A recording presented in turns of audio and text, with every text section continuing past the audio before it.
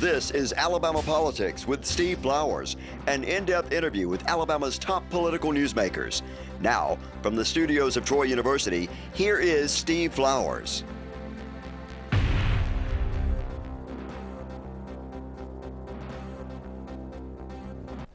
I'm Steve Flowers, and welcome to Alabama Politics. Folks, we have as our guest tonight one of my special friends in Alabama politics, a lady who's doing a great job in her position, who everybody loves. Simply know her by her first name, Twinkle, but her full name is Pol T Cavanaugh. She's president of the Alabama Public Service Commission. We're good to have Twinkle on the show. Thank you, Steve. I sure appreciate you having me on your show, and appreciate your viewers, and appreciate the opportunity to serve our state as president of the Public Service Commission. It's been a couple years since you were on last time, and the last time we were talking about, I think your daughter was 5 years old. Now she's 8 years old. That's right. When I was first elected 3 years ago, right after the election, she was in kindergarten. I went to her class, and the teacher allowed the kindergartners to ask a few questions. And the first question I got was I excited about the big white house? And I had to explain to them that I was going to be president of the Public Service Commission, but for a kindergartner, that was a little bit hard to understand. I hadn't heard that. They thought you'd be president of the United States. That's right. So I'm thrilled, though, that I get to serve at the commission. We've done some exciting things at the commission this year. In fact, over the last 3 years, we've really been able to cut our budget. A lot of people talk about it, but we've got results that, as I say, the proof is in the pudding. And we are giving a record amount to the legislature back. We collect fees and taxes at the commission, and anything we don't use goes back to the general fund. And this year we will give them a record amount, $12.5 million. Wow. And each year that I've been president of the commission, we have decreased our spending and increased the amount that we send to the general fund. To give you an idea, just when I first got to the commission, we were giving a little over $3 million to the commission, to the legislature, and this year the commission will give $12.5 million. We've done that by cuts. We've gone from 119 employees down to 74 employees, and that's been through attrition. It's not. So that's where a lot of the savings is. A good bit of the savings, yes, sir. And I always say we want to be good stewards of the money that people send to Montgomery.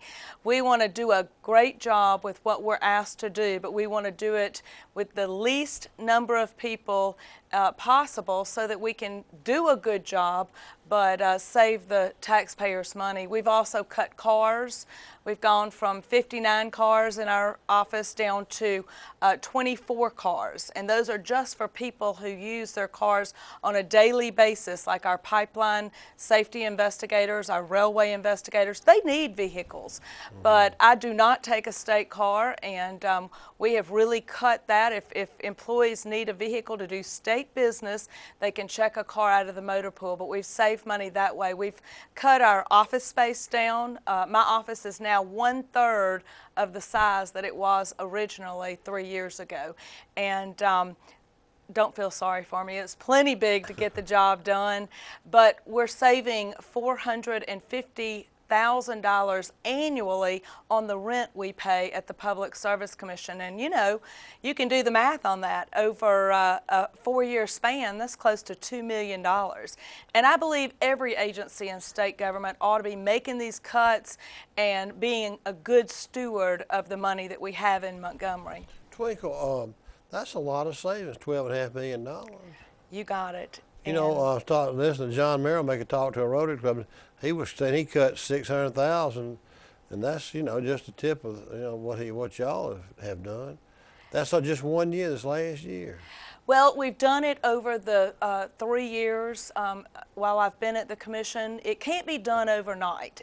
State government is a little bit like a big cruise ship, not like a power boat, and you have to turn it slowly and make those changes slowly. But when I went into office, I said I'm a true conservative. I'm a fiscal conservative. And when I got there, I said everything we do, we're going to ask, how does this affect the taxpayer? And how can we be a better steward of the taxpayer dollars here at the Commission. So we've made every decision based on that. And I believe we've got a fantastic staff at the Commission. They're doing a great job. They're dedicated, and I believe they're doing a better job today than we were when I first got there. Twinkle, did you have a plan to save that kind of money? I mean, like a master plan when you said, okay, we can cut this office budget by $12 million, and we have 119 employees, we're going to reduce it to 75.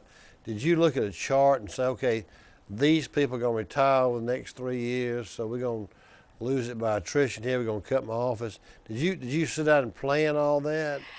Yes, sir, I did. Overall, I had a fiscal conservative philosophy that I went into office with. And I said, on the first day, let me see the contracts we're in. Let me look at the budget we're in. Let me see when people are looking at retiring. Obviously, if someone's been in the office over 25 years, they may want to retire, or they may have a 2 or 3 year plan on retiring. And we didn't force anybody out, but we slowly, through attrition and through people leaving, what we would do is we would reassign tasks, and we would continue training people to do the new jobs. And through attrition, we've been able to lower our staff, like I said, from 119 employees. Today we've got 74 employees, and that number is about the right number now, because there's some things you do not want to skimp on. We do gas pipeline safety investigations all over the state to make sure that our pipelines are safe for families and businesses across the state. And we don't want to skimp on that. We want to make sure we've got plenty of people doing that job. Railway safety is another place. With all the things that trains are transporting these days, we want to make sure our rail lines are safe and that we don't have any problems there. And so those are things that we don't want to skimp on. We want to make sure we're doing our business and doing it well for the people of the state. We also, as you know, regulate utilities. We want to make sure we have enough accountants and people looking at those books, and that we are taking care of the people of Alabama. But I believe that's what it takes. It takes dedicated staff, and that's what we've got now at the Commission. Twinkle, let me ask you this. What all divisions, kind of give our viewers what all the Public Service Commission does. I know that the general person knows that it regulates utility rates, but you mentioned the pipeline inspection. Y'all used to monitor highway trucks, and that. Did y'all turn over to ALEA? Or? We still monitor real-time insurance for trucking throughout the state. We offer the permits for limousines or taxi cab service, and we so y'all monitor taxi cab. Right. And how's this Uber thing come into play? What's happening with all that stuff? That is up to the Alabama legislature. One of the options last year in the legislative session was to put the regulation of Uber under the Public Service Commission. We don't necessarily go in and have an opinion when it comes to legislation, but if they give us the job, we'll make sure we do it correctly. So they gave y'all the regulation of Uber? Not yet. In fact, that's up to them whether or not they'd like to or not. It was in the legislature last year, but that did not pass, and so that's still out there, and that's up to the Alabama legislature. Their job is to tell us what our duties are, and our job is to get those duties done. Twinkle, the legislation which affects the Public Service Commission, does it usually come through what is called Public Transportation and Utilities Committee? Is that the committee it usually comes through, or do you know? If legislation comes through that, say, affects, we're going to give Uber to the PSC to regulate, is that the committee that Lynn Greer is chairman of that committee? Right, and that did, some of the Bell South legislation did come through that committee. However, it does not have to come through that committee, and that is all up to the legislature. Right, whoever signs it, yeah. As I say, we will go in if they ask us to come over and educate them on what's happening at the Public Service Commission. We're happy to do that, but I believe it's their job to pass legislation or to reject legislation, so we try not to get involved. I'll tell you where we do get involved, though, Steve, is that the EPA, right now, they are so out of control, and it's not a state agency, it's a federal agency. But we have had to be very proactive at the Commission because, as you know, when President Obama went into office, he, as a quote, said that because of this regulation at the EPA and because of him trying to bring in alternative forms of energy, that electricity prices would necessarily skyrocket under his plan. And that was an exact quote from him. And he has done everything he can to hold true to that word. And in Alabama, we have 5,000 people that are directly employed by the coal industry. Over 100,000 people in the state of Alabama are indirectly tied and employed to the coal industry. And if you take families from that 100,000, as you know, it grows exponentially, the number that are affected by the coal industry in the state of Alabama. And I don't believe we ought to have one type of fuel producing electricity in the state. I think we need to have a large approach to it, an all of the above approach. I believe we need coal, we need natural gas, we need nuclear, we need hydro. But what we don't need are these mandates and burdens that the EPA is putting on our state right now with like the Clean Power Plan. You know, when you look at that, Alabama Power Company, and I'll just use them as one example of a power company in this state, has already spent $3 billion complying with all of these rules and mandates. These are expenses that are being passed on to the consumer. And Obama isn't stopping with that. He's going to continue. And from our best estimate at the commission, a company like Alabama Power Company, and believe me, they're not the Lone Ranger, all power companies throughout the state generating power have been affected by these ridiculous EPA mandates. But right now, our best guess or best estimate is that Alabama Power Company will spend $6 billion, and that's a B, trying to handle all the mandates that are being pushed on them by the federal government. And it's ridiculous, because if you were to believe in all the junk science that the environmentalists are putting out right now, look, they have an agenda. What they want to do is they want to follow the money, make money for the people making solar and making wind. I'm not against generating power using solar or using wind, but what I am against is requiring people to pay extra money so that someone else is generating money for their own pocket. And that's what's happening under the Obama administration. And they are hurting the people that can least afford to pay for it. And I think it's wrong. And so we have been very vocal at the commission, and we stand together. We stand united. We've got a very conservative commission with Commissioner Chip Beaker and Commissioner Jeremy Oden. The three of us stand united against what's happening at the EPA and against what Obama is trying to do to the state of Alabama and the Southeast. And we have testified before the EPA, we have written letters, we have joined into different suits, but we are against what's happening and we're fighting it, but we will not have mandates in the state of Alabama because, hey, mandates are picking winners and losers. That's not the American way. The American way is that consumers should be able to get their electricity for the cheapest price possible and not have someone tell them that they have to use solar or they have to use wind. Right now, those are the two most expensive options on the table, and we're not going to have those mandates in Alabama. You know, that's been an ongoing thing, and you're right. And it's almost obvious that the Obama administration has carved out, and well, I guess coincidentally, not coincidentally, but the most of the coal mining states are red states. You know, they're red Republican states, and it's been brazen. It's been overt, unashamedly, just trying to ruin the coal industry. Which is important in Alabama. Not only is it important to those families that are directly tied to it, but every family that just flips on their lights at home, they're paying a premium because Obama is doing away with electricity produced by coal. He's doing everything he can.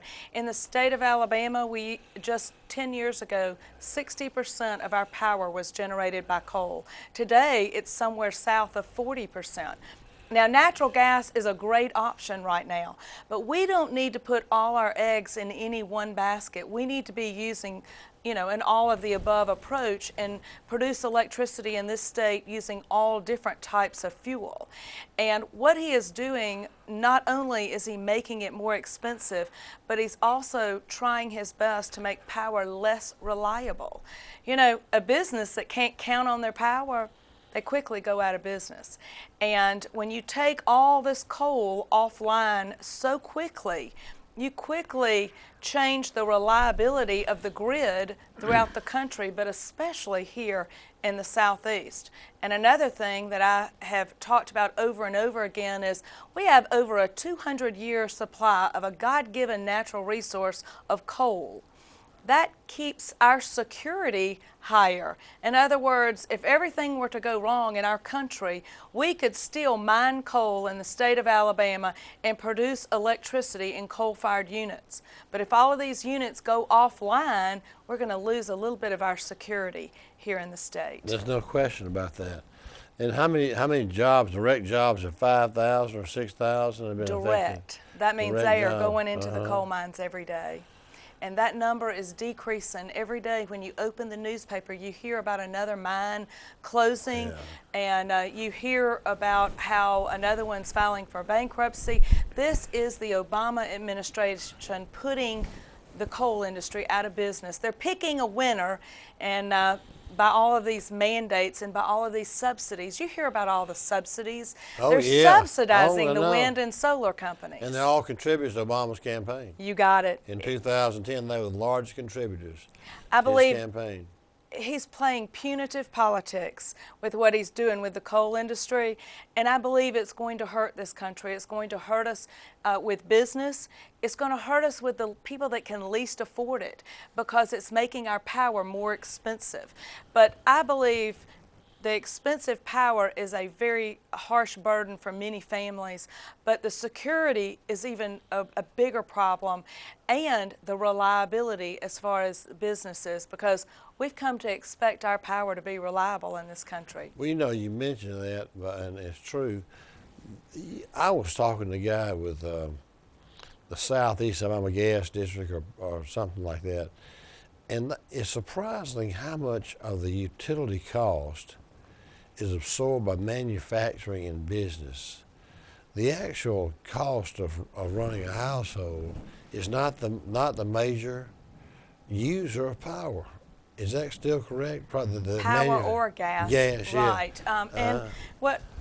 Do y'all don't regulate gas? You do. South. You don't regulate Southeast. We do not regulate Southeast Those Alabama cities gas. control their own rate. But what your viewers probably already know, 3 years ago when I ran, my campaign signs said jobs, jobs, jobs.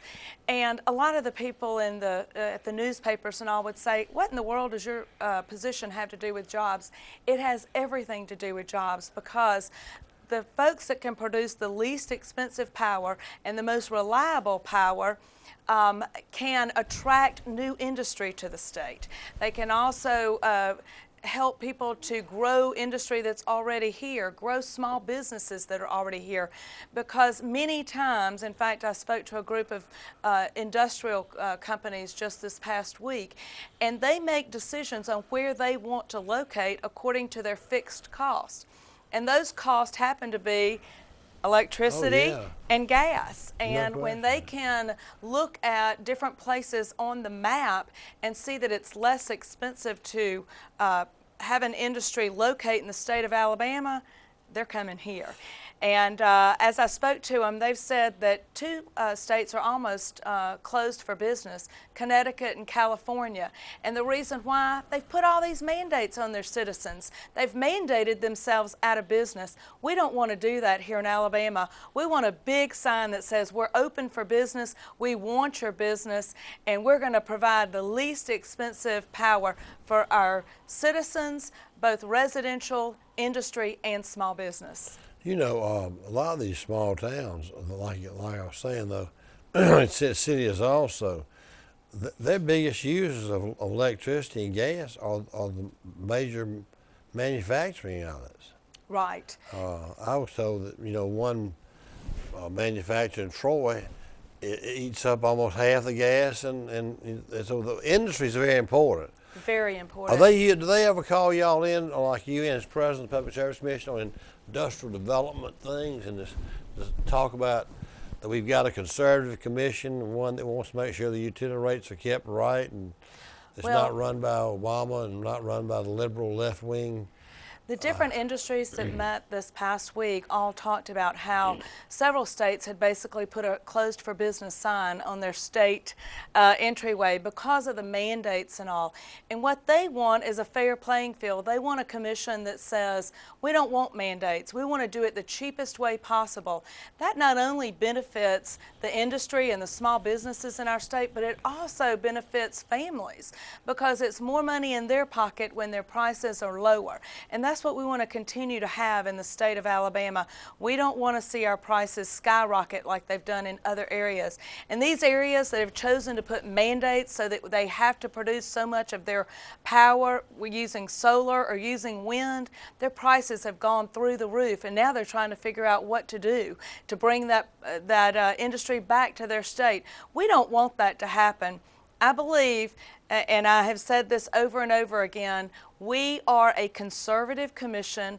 We are for families and we're for business. We want to make sure that we have the lowest price. We want to have the most reliable product. Not only reliable and not only the lowest price, but we want to make sure that mamas and daddies across our state have a job. And that's what it all boils down to, jobs, jobs, jobs. We've got a conservative commission, and we're going to make sure we're open for business. You do have a conservative commission. You've got a commission that gets along, too.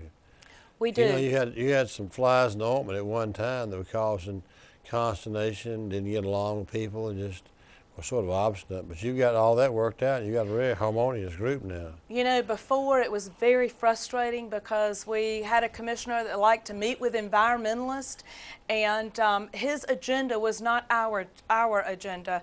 Now we've got a commission that is committed to conservative principles. You know, when I first got to the commission, we passed a sweeping ethics, and we were very sincere about the ethics. I said I wouldn't take anything. I wouldn't even take a cup of coffee from anyone, whether or not we regulate them or not, because I want to make sure I'm doing the people's business.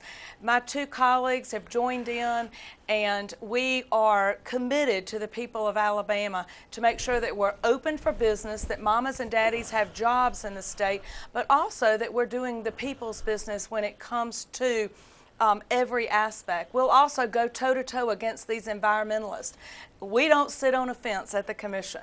In fact, when we held our hearings just 2 years ago, our commission was crawling with environmentalists.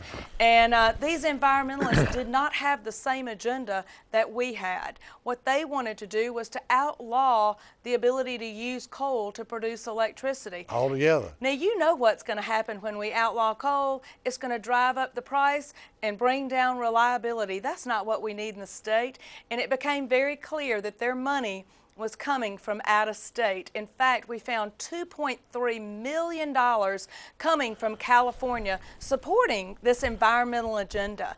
And so, you know, your listeners need to be careful. They need to know where they're getting their news from, and they need to make sure the source of their news is not being bought and paid for by some liberal group out of California, because that's what's happening now. They're trying to taint our message, and they're trying to do to our state, to Alabama, what they're doing all over the country, and that is bring their liberal agenda in. Well, I've put my foot down along with my two colleagues on the commission, and we're not going to put up with that liberal agenda at our commission. Well, I applaud you for it, because, you know, we in the South, we in Kentucky and West Virginia especially, need to protect our coal industry because it makes it much cheaper. It makes our utility rates cheaper. It makes for a better economy because people, it's jobs, like you said. You know, one thing that was you brought up that I thought was interesting too. Y'all tell our viewers, you kind of regulate the utilities, but not all the utilities today, because you got the Tennessee Valley, and you got another part of the state that's not covered, don't you? We do not regulate co-ops in the state of Alabama because right, they have their own boards. They vote on their own boards, and the TVA is part of the federal government, and it's subsidized by the federal government. We do not regulate them. But our job is to regulate the monopolies and to ensure that people are getting a fair shake when it comes to their utility bills. But let me just say, if anybody or any of your listeners have any questions, please feel free to call the office. Our office number is 242-5207. And I always give out my cell number. Let me do that. It's 334-558-5432, and I encourage people to call. I love serving, but I realize I serve the public, and if they need something, I want to make sure they can get in touch with me. You know, Twinkle, the year ends on the fiscal year ends the same with the PSC as it does the regular thing. So y'all's fiscal year, will y'all just literally turn that $12.5 million back over to the legislature? Right. We turned that over October 1st of 2015, which begins the 2016 fiscal year, and we turned that $12.5 million back over. And those were monies that we saved because we actually collect that money at the commission through people that we regulate, and then any money that we don't utilize, we turn it back over to the general fund. I've said over and over again, I don't believe we need higher taxes in this state. What we've got to do is be better stewards of the money that comes to Montgomery as public servants and decide what is it that we need to happen in Montgomery, but don't ask the people during these tough economic times to send more to Montgomery. They need that money in their own pocket, taking care of their own families, not more state government. Well, I bet Steve Klaus is glad to see that. Well, look, I know our legislators have a tough job. I know they do, and it's very difficult for them because they're not in these individual agencies. It's going to take some agency heads just like myself that'll get in, roll up their sleeves, and figure out what we can do to save the taxpayers' money. Look, Representative Klaus and the rest of his colleagues are doing a fantastic job. I'm not here to well, he's glad to give him back $12 million, what I'm saying, but he's probably glad to get that $12 million back, what I'm saying, the reason I was saying. I'm certain they were happy to see that money coming in. In fact, I've been very honored that several members in the Senate have actually gone onto the floor of the Senate and talked about how we were a shining light in state government and how we had made the cuts without even having been asked to do it. And like I said, it's not something you can do overnight. You got to work on it. You got to come in with a philosophy that you're going to shrink the size of government to the smallest possible form of government to get the job done. And that's what we've done at the commission. But you can't do it overnight. You've got to begin work the day you get there. Well, you've done a good job as president of the Public Service Commission, and actually you're up for re-election this year. So, right, March 1st. It's really right around the corner. Folks, our guest tonight has been President of the Public Service Commission, Pol T Cavanaugh, who's been President of the Public Service Commission for 4 years now, and was associate member before that, wasn't you, Twinkle? For 2 years. 2 years, so she's been 6 years on the Public Service Commission. She heads the Public Service Commission now. We thank Twinkle for being with us tonight. We thank you viewers for watching. Hope you tune again next week for This Week in Alabama Politics.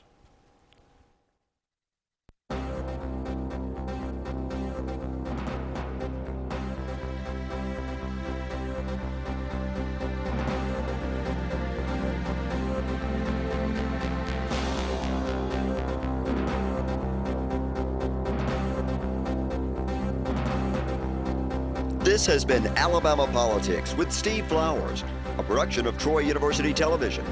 Opinions expressed on this program are not necessarily those of Troy University, its administration, faculty, staff, or students.